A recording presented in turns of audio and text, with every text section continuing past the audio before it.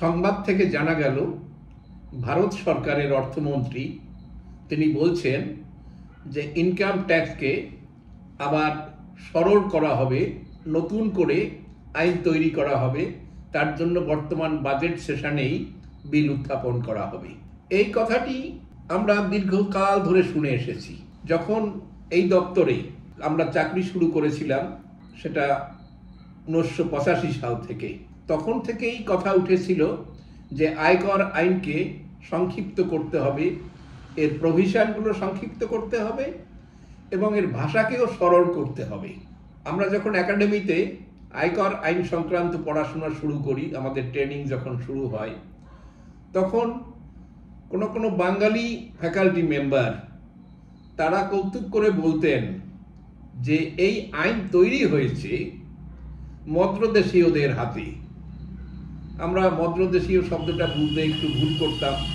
তারা বললেন যে দেশের দক্ষিণাঞ্চলের যারা লোক, মদ্রদেশ, যারা মহাভারতের সেই মাদ্রির পিতৃপুরুষের দেশ, সেখানে লোকেরা এই ড্রাফটিংয়ের জন্য কাজে লাগেন এবং তারা এই ব্যাপারে দক্ষ, এবং তাদের দক্ষতা এতটাই বেশি, তারা কি ভাষা লেখেন তা অন্যদের কাছে সহজে বোধগম্য হয় না।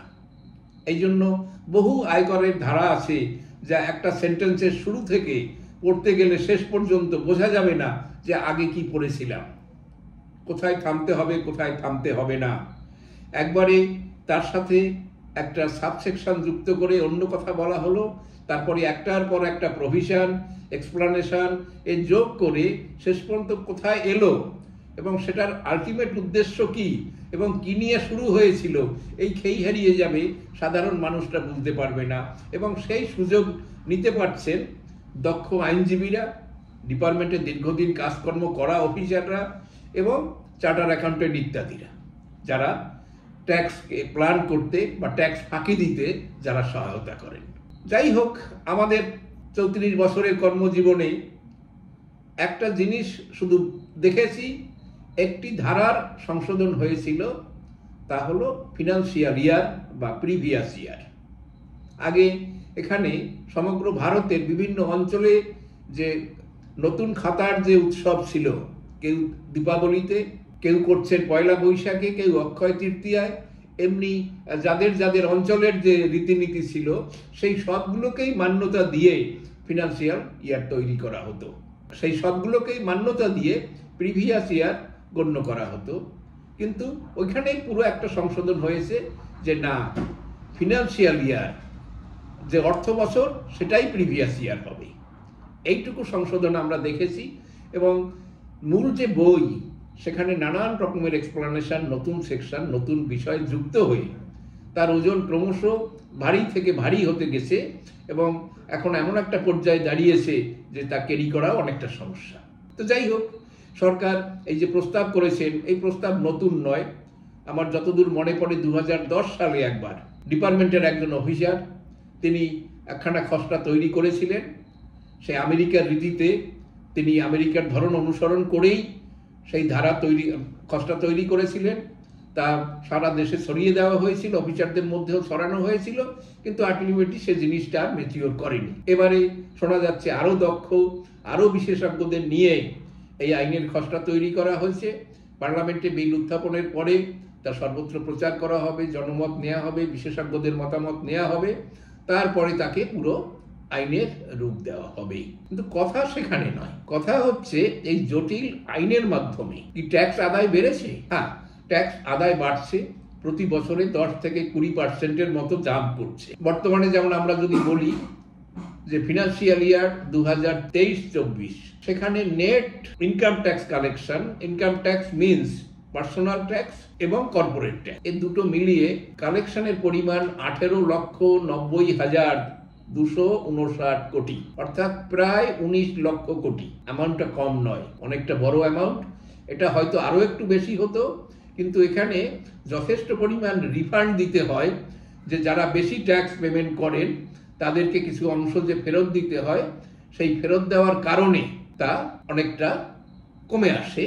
কিন্তু আদারওয়াইজ এটা ছিল 22,27,067 কোটি 22,27,767 কোটি, সেটা রিফান্ডের কারণে সেটা 18,90,259 কোটিতে দাঁড়িয়েছে। একটা হিউজ অ্যামাউন্ট, এবং এবছরেও আশা করা হচ্ছে, অর্থাৎ ফিনান্সিয়াল ইয়ার 24-25, যেটা এখনো শেষ হয়নি, মার্চ মাস যেখানে বাকি রয়েছে, সেটা আরো হয়তো 20% বেড়ে যাবে, অর্থাৎ সেটা 20 লক্ষ কোটিকে পার হয়ে যাবে বলে আশা করা হয়। আয়কর যতটা বাড়ে সেটা একটা দেশের সমৃদ্ধি, মানুষের আর্থিক স্বাবলম্বী হওয়ার কথা, এগুলোকে নির্দেশ করে। কিন্তু এদেশে এখনো ট্যাক্স পেয়ারের সংখ্যা খুবই কম। 140 কোটি লোকের দেশে সম্ভবত 2 কোটির বেশি লোক ট্যাক্স পেমেন্ট করেন না, যদিও রিটার্ন ফাইল করা প্রায় 4 থেকে 5 কোটি লোকেদের। 4 থেকে 5 কোটি লোক এখন থেকে রিটার্ন ফাইল করছে, কিন্তু নেট ট্যাক্স পেমেন্ট যারা করছে তাদের সংখ্যা কিন্তু 2 কোটির বেশি না। একজনের ফ্যামিলিতে 4 জন লোককে ধরলে 2 কোটি ট্যাক্স পেয়ারের জন্য এফেক্টেড হচ্ছে 8 কোটি লোক, অর্থাৎ 140 কোটি লোক হলে দেশে, তার মধ্যে 132 কোটি লোক কোনো আয়কর দেন না। যে এদের বহু সংখ্যক লোকেরই আয়কর দেওয়ার মতো ইনকাম নেই, কিন্তু একটা বড় অংশ আছে যারা আয়কর দেওয়া উচিত, কিন্তু তারা নানান কৌশলে ঠিকমতো ট্যাক্স দেন না, বা তাদের কাছ থেকে ট্যাক্স আদায় করা যায় না। ডিপার্টমেন্টের মেশিনারি অতটা কার্যকরী এখনো হয়ে উঠতে পারেনি, তাহলে হয়তো আরো বেশি পরিমাণ কালেকশন হতো। তো যাই হোক, আইনকে কেন সরল করতে হবে, আমরা একটা এক্সাম্পল দিই ভাষার দিক থেকে। ভাষার দিকে যেখানে 139 ধারার 1 নম্বর উপধারা, যেখানে আয়কর রিটার্ন সাবমিট করার কথা বলা আছে, সেখান থেকে আমরা একটু অংশ এখানে দেখাচ্ছি। দেখুন কি লিখেছে, every person being a company or a firm or being a person other than a company or a, অর্থাৎ প্রথমে বলা হলো কোম্পানি অথবা ফার্মের কথা, দ্বিতীয়ত বলা হলো কাদের, যে একজন পার্সন কোম্পানি বা ফার্ম বাদ দিলে পড়ে যায়। এখানে পার্সনের মানে কিন্তু আমাদের ডিকশনারির যে মিনিং সেই মিনিং নয়, এটা ডেফিনেশন ইনকাম ট্যাক্স আইনের আওতায় আনা হয়েছে সেই পার্সন। সেটা আবার আমাদের সেকশন 2 এ চলে যেতে হবে, যেখানে এই ডেফিনেশনটা দেওয়া হয়েছে। তারপরে বলা হলো কি, ইফ হিজ টোটাল ইনকাম, অর্থাৎ সেই এভরি পার্সন যার ইফ হিজ টোটাল ইনকাম, তার যদি মোট আয়, or the total income of any other person, অর্থাৎ নিজের ইনকাম এছাড়া income of any other person in respect of which he is অ্যাসেসেবল, তাহলে অর্থাৎ যার কারণে, যার ইনকামের জন্য তার ট্যাক্স হতে পারে, তার ইনকাম ট্যাক্স হবে, তাদের কখন রিটার্ন দিতে হবে ইত্যাদি ইত্যাদি কথা। আমরা শুধু এই 2 লাইনে যাই, if his total income or the total income of any other person. শুরুটা হয়েছিল এভরি পার্সন তাদের income and total income of any other person, আরে এভরির মধ্যেই তো সবাই কভার হয়ে যাচ্ছে। তাহলে এমনিভাবে পুরো আইনকে এমনভাবে ড্রাফট করা হয়েছে সাধারণ লোকের বোধগম্য নয়, ফলে ভাষাগত সংশোধন খুবই প্রয়োজন। এ হলো 1 নম্বর। এটা যদি করে উঠতে পারে, নতুন আইনে যদি সেটা করা হয়, তাহলে বলতে হবে সেটা একটা বড় রকমের সাফল্য। দ্বিতীয়ত, আইনের ধারা। এই আইনের ধারাকে জটিল থেকে জটিলতর করার একটা বড় কারণ আছে, তা হলো নতুন নতুন বিষয় আমাদের এই আয়কর আইনের আওতায় আসছে। ভারতের অর্থনীতিতে এখন অনেক নতুন ধরনের অ্যাক্টিভিটিস, যা আজ থেকে 50 বছর আগে যা আমাদের কাছে ছিল না, সেইটাকে এখন আমাদের মধ্যে এসেছে। তার ফলে তাকে ইনক্লুড করতে হবে। যেমন আমরা উদাহরণ হিসাবে বলি, ইন্টারনেট বেসড যেসব ধরনের অ্যাক্টিভিটিস এখন শুরু হয়েছে, যেমন অনলাইন লটারি, এই জাতীয় হাজারো বিষয়, অনলাইন মার্কেটিং, এই জাতীয় যে বিষয়গুলো এসেছে, তাদেরকে যে ট্যাক্স করা, সার্ভিস ট্যাক্সের আওতায় আসার জন্য বিভিন্ন রকমের সার্ভিস, অনলাইন সার্ভিসের সিস্টেম তৈরি হয়েছে। খাবারের অর্ডার দিলে সে অর্ডার বাড়িতে পৌঁছে যাচ্ছে, সেখানে যার কাছ থেকে খাবার কিনছে সেই ইনকাম ট্যাক্স তার ইনকামের উপরে, তার কাজের জন্য তাকে জিএসটি দিতে হচ্ছে, আবার যে সার্ভিস দিয়ে যাচ্ছে পৌঁছে দিচ্ছে তার জন্য তাকে পয়সা দিতে হচ্ছে। কাজে এই যে অর্গানাইজেশনগুলোর যে ট্যাক্স করা, এটা আজ থেকে 25 বছর 50 বছর আগে এটা কল্পনা করা যায়নি। কাজে একে আয়কর আইনের আওতায় তো অবশ্যই আনতে হবে। এমনিভাবে আন্তর্জাতিক ক্ষেত্রে অনেক রকমের ট্রানজ্যাকশন এখন শুরু হয়েছে, যা আগে ছিল না।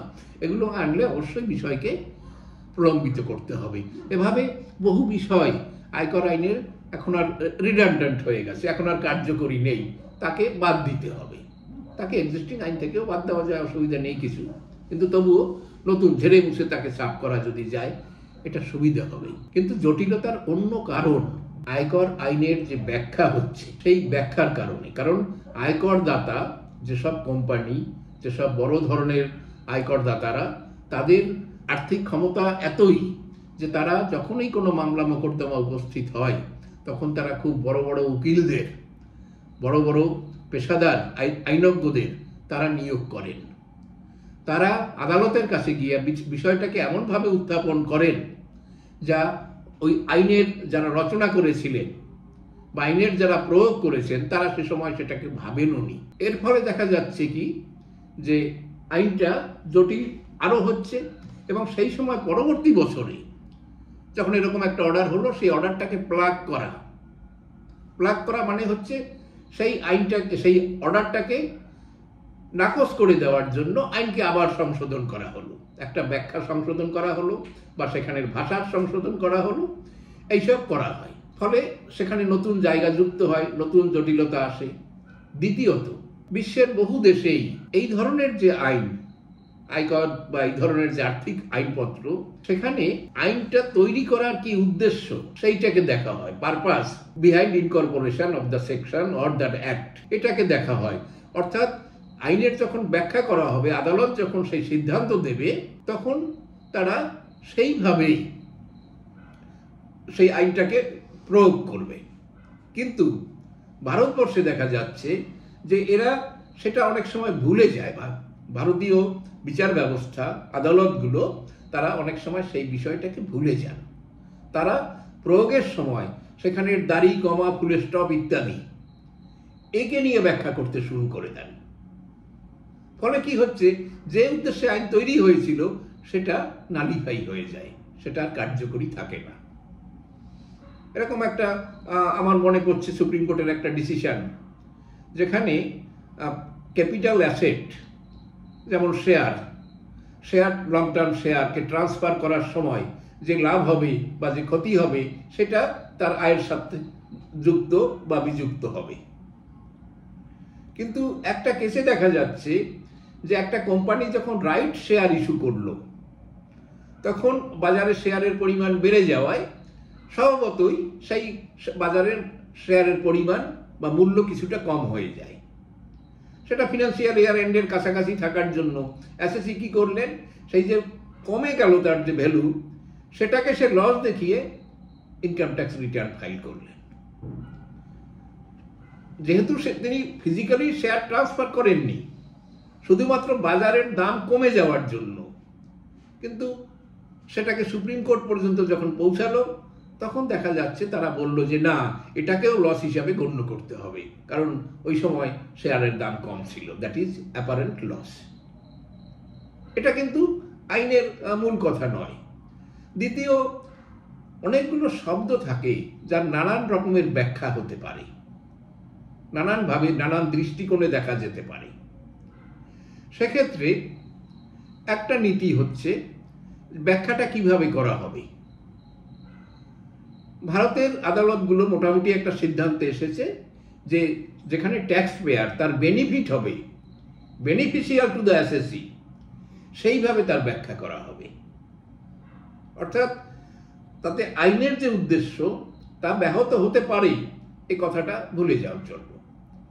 দ্বিতীয়ত, যে অনেক শব্দ যার নানান মিনিং, যার কথা আমরা বললাম, যেমন একটা জায়গায় ট্রাস্টের ইনভেস্টমেন্টের ক্ষেত্রে substantial amount is invested by the other party. এখন এই সাবস্টান্সিয়াল শব্দটার কোনো ব্যাখ্যা দেওয়া হয় না। What is substantial, how much, কত টাকা হলে সেটাকে সাবস্টান্সিয়াল বলা যাবে। অবশ্যই নির্ভর করবে মোট ইনভেস্টমেন্টের পরিমাণ কত তার উপরে। এটাকে তো ভাগ করা যাবে না যে 1/3, 1/4 ইত্যাদি ইত্যাদি। ফলে ওই ব্যাখ্যার কারণে আদালত একটা জায়গায় এসে বললো যে না, this cannot be treated as a substantial amount. ফলে এসএসসির সেই অ্যামাউন্টের উপরে যেটা আয়কর দপ্তর মনে করত ট্যাক্স দিতে হবে, এরা সেখানে ট্যাক্স দেওয়ার কথা না করে দিলেন। ফলে এসএসসি বেনিফিট পেলেন, ডিপার্টমেন্ট লস করলো, কারণ ওই শব্দটির ব্যাখ্যা না থাকার জন্য। পরবর্তীকালে যদি ওই শব্দটির একটি ব্যাখ্যা করা হয়, আইন আবার দীর্ঘ হবে। এমনিভাবে বহু ক্ষেত্রে রয়েছে যে ক্ষেত্রে আইনের উদ্দেশ্য এবং আইনের প্রয়োগ এর মধ্যে পার্থক্য থেকে যায়। আরেকটি বিষয় তৈরি হচ্ছে যেটা এখানে উল্লেখ করতে পারি, যারা আয়কর সংক্রান্ত বিষয়ের সাথে যুক্ত তারা এর গুরুত্ব বুঝতে পারবেন। সেটা হচ্ছে যে হায়ার উইজডম, লোয়ার উইজডম বলে একটা কনসেপ্ট জুডিশিয়ারিতে আছে। যেমন ডিস্ট্রিক্ট কোর্টের চাইতে হাইকোর্টের যারা জাজ, হাইকোর্টের যে বিচার, তারা আপিল করতে পারবেন এই জন্য যেহেতু সেটাকে high court is a higher court, then জাজেস are supposed to have higher wisdom. In similar manner supreme কোর্টের জাজ যারা, তাদেরকেও ধরা হবে হাইকোর্টের চাইতে তারা হায়ার উইজডম পজেস করছেন। তাহলে সেরকম সিচুয়েশনে কি হচ্ছে, যেমন আয়করের যে প্রথম দফার আপিল, সেটা হচ্ছে আয়কর কমিশনারের কাছে। আয়কর কমিশনার আপিল যারা, তারা ডিপার্টমেন্টে অন্তত 20 বছর কাজ করা, 25 বছর কাজ করা লোকেরা, তারা আপিল কমিশনার হচ্ছেন। তিনি যে সিদ্ধান্ত দিচ্ছেন সেই সিদ্ধান্তের জাজ হবে পরবর্তী ধাপে সেটা আয়কর ট্রাইব্যুনাল। সেই আয়কর ট্রাইব্যুনালের জাজ কে হতে পারেন?